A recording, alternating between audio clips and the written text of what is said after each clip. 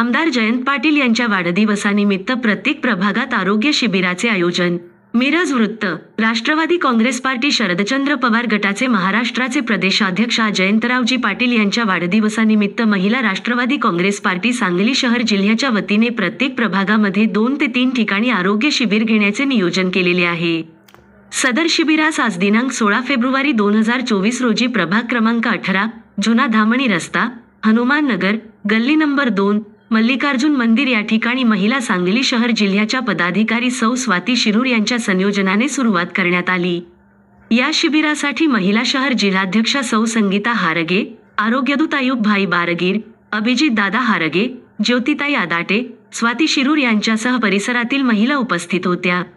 सदर शिबिरासाठी महानगरपालिकेचे डॉक्टर, नर्स, आदित्य हॉस्पिटलचे डॉक्टर, नर्स आणि टेकेआय हॉस्पिटलचे डॉक्टर आणि स्टाफ त्यांचे खूप सहकार्य लाभले।